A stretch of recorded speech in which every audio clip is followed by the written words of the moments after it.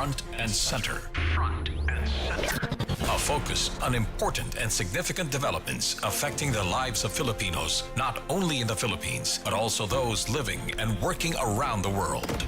Join us in Front and Center. Here on Radyo Pilipinas World Service. Good morning to all of our listeners here on Radyo Pilipinas World Service. Welcome to another edition of Front and Center, where we put very significant issues affecting our country, the Philippines, as our program title says, Front and Center. On behalf of our colleague Jerome Toledo, I'm your host for today, Steph Vicente, joining you all for a 30-minute worth of talk discussing important matters with our government officials, people from the private sector, or even members of the academe. As seen through our video live streaming, you may watch and listen to Front and Center through our Facebook page. Just search Radyo Pilipinas World Service. The same goes for our YouTube channel. Meanwhile, we also have an audio live streaming thanks to the Evox PBS receiver app. You may download the said mobile application via Google Play Store if you are using an Android phone or via App Store if you are using an iPhone. Once you have entered the Evox PBS receiver app, just find the logo of Radyo Pilipinas World Service in order for you to be able to listen live to our programs such as Front and Center. We are also back on shortwave radio starting last December. Front and Center is part of our English service which airs from 10 o'clock to 11:30 in the morning. That's Philippine Standard Time. You may listen to us via the following shortwave frequencies: 12.020 MHz, 15.640 MHz, and 17.665 MHz. For the first part of today's edition of Front and Center, we are going to put focus on recent developments in the Middle East. As tensions continue to rise in the region following military operations between the United States and Iran, concerns have surfaced about the possible impact on allied nations, including the Philippines. But according to Philippine Defense Secretary Gilberto Teodoro Jr., fears that the country could be dragged into the conflict are unfounded. The defense chief emphasized that the Philippines' alliances, including its long-standing partnership with the United States, are strictly for defensive and deterrent purposes. Meanwhile, the Armed Forces of the Philippines has assured the public that there is no direct military threat to national security. Still, the government is closely monitoring the situation, especially after a Filipino caregiver was killed in missile strikes in Tel Aviv. We now examine the implications of the escalating Middle East conflict, the Philippines' security posture in the Indo-Pacific, and the government's ongoing efforts to protect overseas Filipinos. In this regard, we are now joined by Department of National Defense or DND spokesperson, Assistant Secretary Arsenio Andolong, who is on the line right now. Asek Andolong, welcome to the program Front and Center. This is Steph Vicente again of Radyo Pilipinas World Service. Good morning, Steph. Thank you for your invitation this morning, and I'd like to greet a good morning to all of our listeners and viewers. Thank you again, Asek, for giving us time for you to be able to join in our program today. Asek, fears of the Philippines being dragged into the Middle East conflict are being described as unfounded, as like what I have mentioned earlier. Can you elaborate on why such concern is being dismissed? Well, I'd have to reiterate that there is indeed no credible direct military threat to Philippine territory arising from the conflict in the Middle East. There are several reasons for this, Steph. All our bilateral and multilateral relations are purely for defense and deterrence. We're not here to look for trouble. We just want to be safe and secure in our part of the world. There is no parallelism between the Philippines and the Middle East because we will not take preemptive offensive actions against any country. The Philippines also is not a party to the current conflict in the Middle East. We still have active diplomatic relations with Iran, And attacking us simply would not make strategic sense. Why would they? And we've always made it clear that our primary concern is our fellow Filipinos in the area of conflict. So that sets it in a nutshell that it is highly unlikely that that will ever happen. In fact, almost nil. And can you further elaborate, ASEC, how different is the security situation in the Middle East compared to the Indo-Pacific region? Well, history will show that the Middle East has always been a volatile area in terms of conflict, uh, skirmishes, attacks happen every now and then. Compared to the Indo-Pacific, which is a more a stable region. Uh, Most of the countries are seeking peace and stability, so it's vastly different. And we haven't had a conflict in this area, except, of course, between Cambodia and Thailand recently. But it's far more benign compared to the Middle East. So, two different settings, two different sets of circumstances. Meanwhile, ASEC, some sectors worry that our alliance with the United States could pull the Philippines into external conflicts. How would you clarify, would you further clarify the nature and limits of our alliance with the US? Thank you for the question. I have to repeat what I said earlier, that all our bilateral and multilateral relations with our partners and especially our treaty ally, the US, are purely defensive and for deterrent purposes. We have no intention to launch campaigns against other countries. That's very clear. Aside from that, our Philippine Constitution renounces war as an instrument of national policy in Article 2, Section 2. And although I have to say that while we're prohibited from undertaking aggressive war, we have the right to defend ourselves, which is why we are pursuing the attainment of a credible deterrence. Uh, it'll be very difficult for that to happen because if something does happen and the MDT is invoked, both parties have to go through a rigorous process of approval and protocols. So it's highly unlikely that it'll happen. In regards to that, how do bilateral and multilateral defense agreements serve as deterrents rather than triggers for involvement in war? Just for the information of our listeners and viewers. Yes, thank you, Steph. Well, defense agreements basically serve to discourage aggression. When you are in a collective defense commitment, that makes potential aggressors think twice about attacking you for no reason. Uh, it also increases the costs of the risks for potential attackers, especially if they face multiple nations. It provides security too, because it offers assurance to member states of the alliances and partnerships, and it reduces the likelihood of preemptive strikes. And this is quite important, as they say, the adage that there's always safety in numbers. Now, are there heightened alert measures or contingency plans in place domestically? Although, as you have said earlier, that we expect not to be dragged into the Middle East conflict. Yes, we do have contingency plans, but I am not at liberty to disclose them in detail because of their operational nature.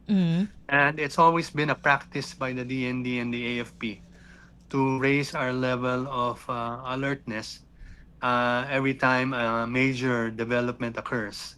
They're here in our region or overseas because of course, our OFWs and fellow Filipinos who reside in foreign countries. So that's one of our main priorities, ensuring that they're okay, they're safe, and we're always at the ready to act in terms of repatriation, information sharing, if we are so directed. Mm-mm. And now, just for a general idea on this, how is the Department of National Defense coordinating with other government agencies or probably other institutions as well to ensure overall national preparedness? Well, the DND is part of the National Disaster Resilience and Management Council. The Secretary Todoro serves as the chair, and he is always in constant touch with the other cabinet secretaries. And the NDMC, as you know, is the primary organization that's responsible for managing and coordinating uh, assistance. It prepares for disasters, responds to emergencies, it mitigates risks, and it promotes resilience. And Secretary Todoro has always emphasized our capabilities to predict, build scenarios, prepare, and to respond quickly. That's why he interacts directly with the other cabinet secretaries so that decisions can be made on the spot whenever needed. Often, President Marcos Jr. himself presides over these council meetings, and especially when a disaster or threat is upon us, and that makes sure that from top to bottom, everybody is on the same page. Mm-mm. And now that you have mentioned the NDRMC, with the DND having the chairship of the NDRMC, how is the agency supporting repatriation efforts for Filipinos affected by the conflict? The possible repatriations, just in case the situation worsens. When hostilities broke out on the first day, Secretary Teodoro immediately got in touch with the DFA and the DMW in order to coordinate. He is also actively involved in planning and providing advice to the president as to the actions that our country should take, especially in terms of the welfare of our Filipino community abroad. So this is happening almost on a daily basis, and updates are provided among the agencies to make sure that we are abreast with developments and what's happening. Mm-mm. And um, following the tragic death of a Filipino caregiver Mary Ann de Vera in Israel, who was killed during missile strikes there, what additional measures are being considered by the government to protect overseas Filipinos in high risk areas? Well, first of all, our hearts reach out to our fellow Filipina who was killed in the hostilities. But going back to your question, as far as the DND is concerned, we have defense and armed forces attaches in the Middle East who support our diplomatic missions and liaise with host governments to keep our kababayans informed of developments regarding their safety and security. They are also part of the planning and consideration and coordination for possible repatriation and their personal security, for instance. So, through our DAFAS, as we call them, the DND is actively involved because they serve as our eyes and ears, as well as our direct contact to our diplomatic missions. Now, with reports of intensified military operations such as Operation Epic Fury, how closely is the DND monitoring international developments? Well, like I mentioned, our DAFAS serve as our eyes and ears on the ground in their respective areas of responsibilities. We also have information exchanges with our counterparts, partners, and allies in order to keep abreast with what's happening on the ground. And as a general procedure, a standard operating procedure, we do have monitoring activities on our end to make sure that we are informed of what's happening overseas. Before your final message to our viewers and listeners, ASEC, we would just like to ask, how confident is our government in maintaining national stability despite rising global tensions? Well, interesting question. However, I'd like to frame it this way. We at the DND and the AFP believe that it's never a good thing to be confident when it comes to defense and security. In the defense community, we have a saying that the security environment is always volatile, uncertain, complex, and ambiguous, or we have an acronym for it, VUCA. So there's no room for complacency. We never take anything for granted. Suffice it to say, we try to predict as many scenarios that we can and prepare for them as much as we can. However, because things are uncertain, like in baseball, sometimes you get a wild pitch. And in moments like that, you have to count on your preparedness and resilience to handle the surprise. So, from time to time, we have to adapt and overcome those challenges when they do arrive. And still in relation to having assurances to our kababayans, now what message would you like to convey to Filipinos who might be anxious about the possibility of a global escalation? Go ahead, ASEC. Yes, thank you, Steph. I'd like to address our kababayans both here and abroad and assure you that we're keeping a close watch on developments. We're always in touch with other agencies and our diplomatic missions abroad. And we try to keep ahead of what's happening. So while we're doing that, we'd like to urge everyone to stay updated on current events, but only through credible sources. Prioritize your safety and make sure that you're in touch with our agencies if you need to ask questions and in touch with each other. Uh, we'd like to assure you that humanitarian aid and evacuation plans are in place, and we have agreements with other countries in terms of possible repatriation and assistance for our fellow Filipinos. Uh, the DND and other agencies are monitoring the situation, as I said, and the safety of our kababayans is the priority. We'd like to also say, stay calm, support each other. Let's support each other and stay safe all the time. With that, thank you very much, ASEC Andolong, for joining us here in the program Front and Center. Until next time, mabuhay po kayo. Thank you very much, Steph. Maraming salamat po sa inyo dyan sa station, sa Radyo Pilipinas. And mabuhay po lahat tayo at ang mga Pilipino nating manggagawa at kabayan na nasa ibang bansa. Thank you so much again, ASEC. And we were just joined by Department of National Defense or DND spokesperson, Assistant Secretary Arsenio Andolong. When we come back here in the program Front and Center, we will go straight to Lebanon as we will have a short interview with the third Secretary of the Philippine Embassy in Beirut, Lebanon, Vice Consul Mark Joshua Ponce. Meanwhile, here are some reminders from the station.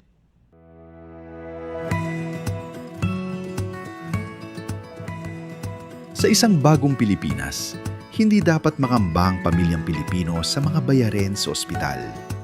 Kaya naman sa Zero Billing Policy, libre ang inyong paggamot sa lahat ng mga Department of Health hospitals. Mapa-inpatient, outpatient, o emergency services. Isama na rin ang mga mamahaling gamot, lab tests, therapy, at marami pang iba. Libre ang inyong paggamot.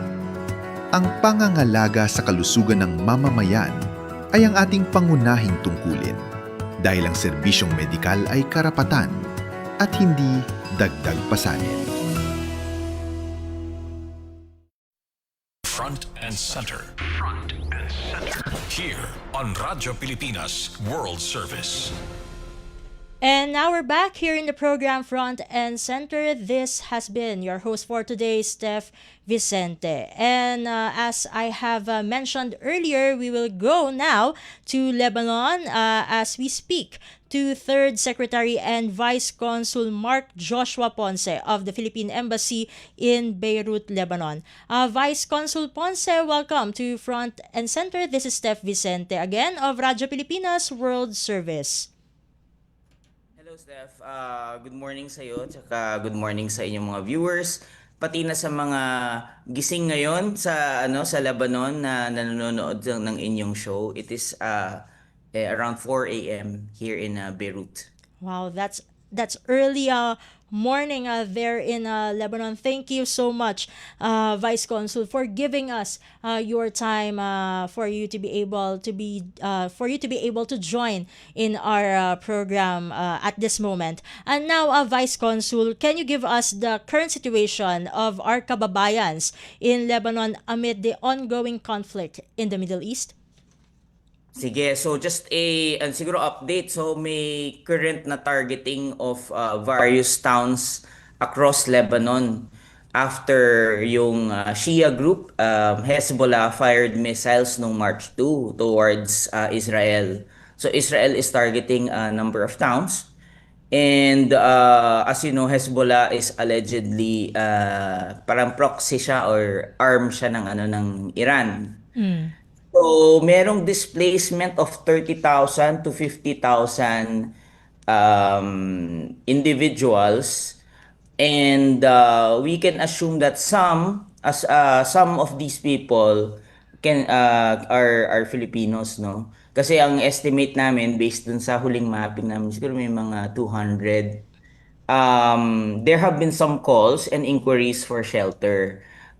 Pero we are also in touch with our area. Ang tawag namin is our Filipino community leaders or area coordinators on the ground. And sina-shelter nila marami na silang na-shelter na ng mga Pilipino. May mga ilan na silang na-shelter na Pilipino na na lumikas from the towns. There have been no Filipino casualties reported. There have been some calls regarding repatriation, etc. Yeah. So that is the state of it right now. Ongoing ang airstrikes, hindi siya tumitigil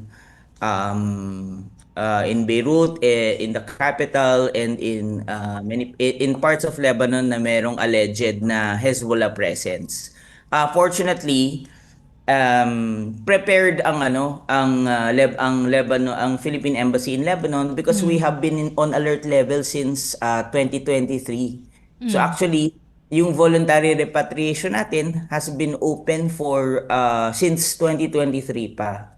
So actually, we are just waiting for people to voluntarily repatriate themselves and not wait until the situation worsens. Yun po ang natin, ang update natin. Just for the information of our viewers and listeners who are not in Lebanon, approximately how many Filipino nationals in Lebanon, and in which areas are most of them located? Sige, so ang ang estimate natin is sa 14,131. So ito yung mga registered and unregistered. So as you know, meron kasing deployment ban dito since 2007. So actually, wala dapat new entrants. However, there have been may mga nakakapasok na Pilipino dito, no?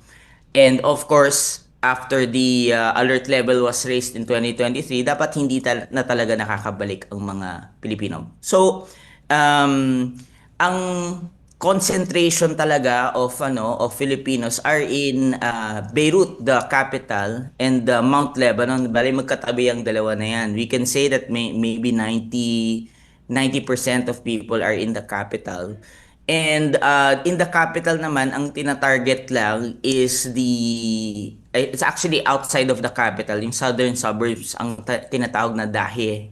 So there are some na who are married to some Shia, but we are in touch with our Filipino leaders and coordinators on the ground na ang instruction namin sa kanila is please advise our mga kababayan who are there na lumikas, and based on the last tour in 2024, ang mga Pilipino marunong silang umiwas sa gulo, no?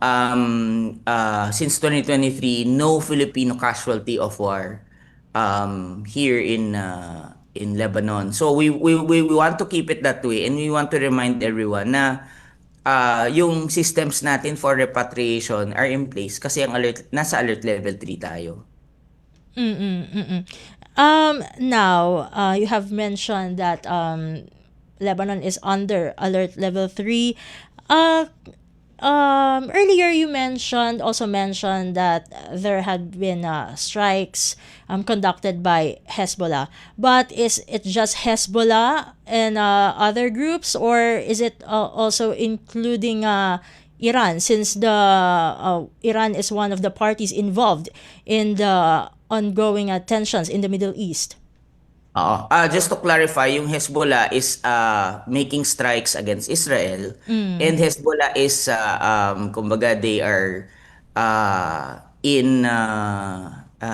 parang they are cooperating with Iran on parang nakikiisa sila with Iran. Iranian strikes here, wala pang strikes yung Iran dito, pero Israel ang nagbobomba dun sa mga kalaban nila na Hezbollah. And now, what specific steps is the embassy taking to ensure the safety and welfare of Filipinos on the ground, especially those who are in Beirut? Okay, so actually once we heard that Hezbollah has joined the regional war, and of course the Israel has promised that it would retaliate and it would swiftly pag nakiisa ang Hezbollah doon sa gera, no. So what we did was very early on nagbigay na kami ng advisory, and here are the following things that we ask from Filipinos here in Lebanon. So number 1, you ensure that your important documents such as your passport and your ikama is on hand. So lagi nyo dapat hawak yung mga dokumento ninyo. Number 2, lagi nyo i-update ang sarili ninyo sa balita, kasi ang Israel is while not 100%, they announce kung saan sila magta-target. So they actually show on maps kung nasaan yung mga ita-target nila. And again, I just want to reiterate, Filipinos are not the targets of these attacks, no. But of course, we want to be careful na hindi sila maging collateral damage. Number 3, manatili tayo sa bahay, iwasan ang paglabas. So ito yung tinatawag na shelter in place. So I believe across our posts in the Middle East, ito rin yung instruction natin sa lahat. And then be ready with at least 3 days of food and water. So may tinatawag tayong go bag. We have already conducted seminars on this. Alam ng mga tao yan kasi yun nga, Lebanon is actually it has never stopped being at war, no? Kasi actually almost at least thrice a week binobomba ito from since 2023. That's why we have been on alert level 3. So this is actually parang business as usual to sa amin eh. And then you keep your cell phones charged and avoid mass gatherings. Huwag tayong lalo na yung mga ito this is very important, no, Steph. Marami kasi siguro ng budding journalist or gustong maging tulad ninyo, no? May mga displaced persons ngayon na mga Shia, no?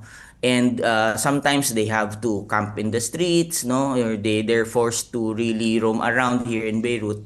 Wag natin silang kuhanan, wag tayong yung tatambay tapos kukuhanan natin sila, no? Yeah, especially even with permission, maybe let's be sensitive also to them kasi yun, baka tayo ang mapaglabasan ng ng kanilang stress, no? Of course it's a very stressful time. Yeah. So again, that is how we are ready. We have been ready for since 2023. That's what I can resolutely and confidently answer. All systems are in place. Please do not wait until the last moment to repatriate kasi yun ang tendency kasi, no, ng mga tao. Noong 2006 kasi, the first thing that happened was pinasabog yung or hindi na operable yung airport. So while the airport is still open, meron pa rin tayong flights to Turkey, and then from Turkey to the Philippines. Your government is here to help you. It's been open to repatriating you since 2023.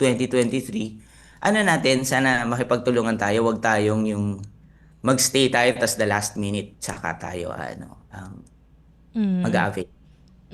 And now that you have mentioned that, Vice Consul, just for the information of our viewers and listeners who might also be or who might have concerns regarding our kababayans there in Lebanon, what is the condition of the airspace there? Bukas pa rin yung airport. But however, many airlines have already stopped operating also because yung mga home base nila like in Qatar or in Doha, I mean in Dubai, etc. Maraming air places in the Middle East are also under siege. Yung airspace nila is closed. So apektado syempre yung buong region. However, again, as I said, flights to Turkey are still operating.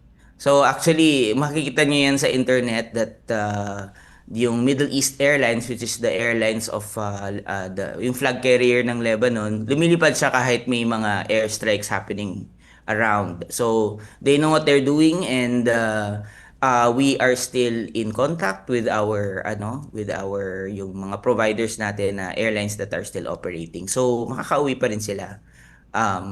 Basta please come to us to ask to repatriate. May I give the numbers or maybe Sure. later? Go ahead po.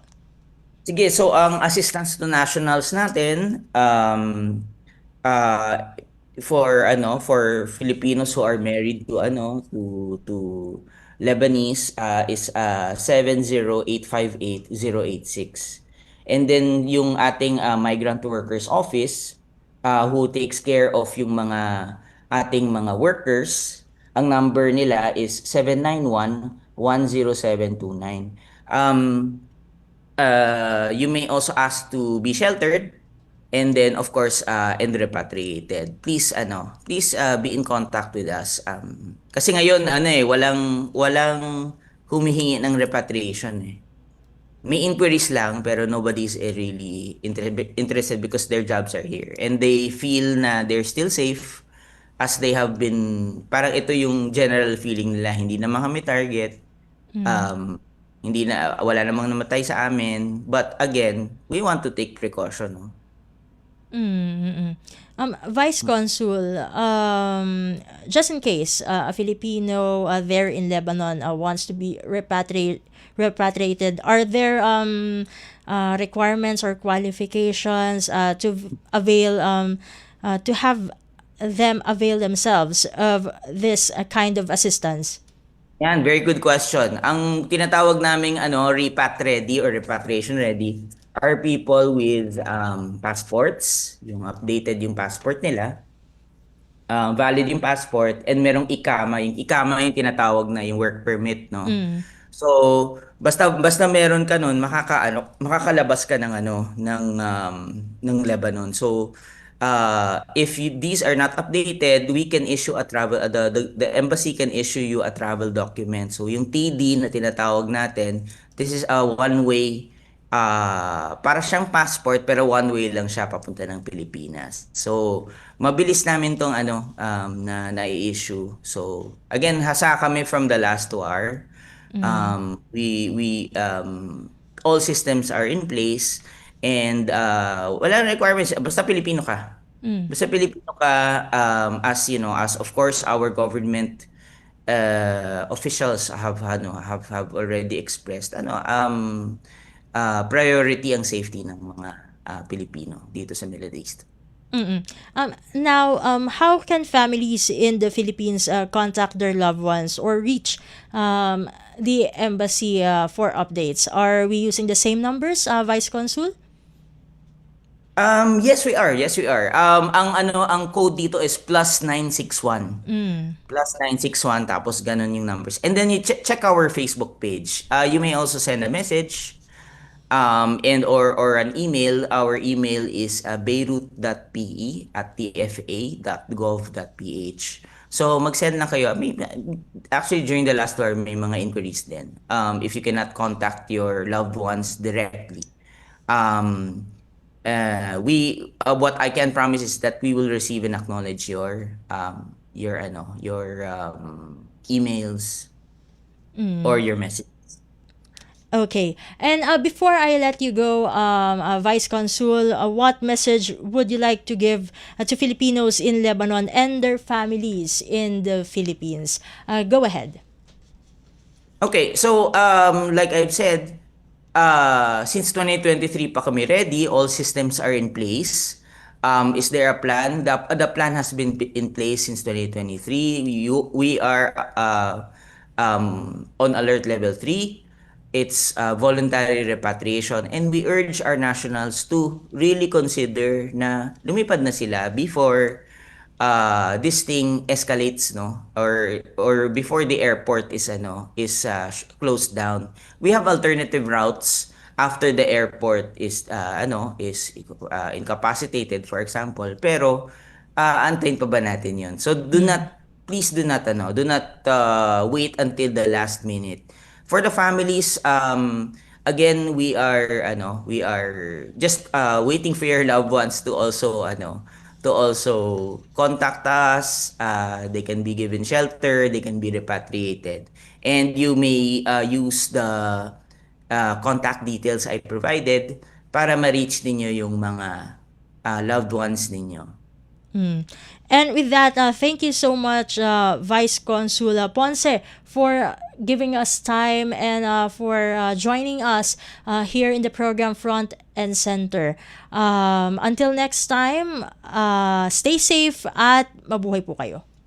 Maraming salamat, Stephanie. And we were just joined by Vice Consul Mark Joshua Ponce, who is the 3rd Secretary of the Philippine Embassy in Beirut, Lebanon. At this point, we would first like to thank our technical staff here in the studio, composed of Milo Jonella, Susan Aison, Hiro Lucero, and Justine Osias, who made this program possible. Thank you as well to our station manager, Mr. Ray Sampang. And of course, we would like to express our gratitude to our resource persons for today's edition of Front and Center. Of course, DND spokesperson, Assistant Secretary Arsenio Andolong, and Vice Consul Mark Joshua Ponce of the Philippine Embassy in Beirut. Until the next episode of our program, on behalf of Jerome Toledo, this has been your host for today, Steph Vicente. Good day and stay safe, everyone. You have just heard and watched Front and Center. Front and Center. Join us again for another edition here on Radyo Pilipinas World Service. Front and Center.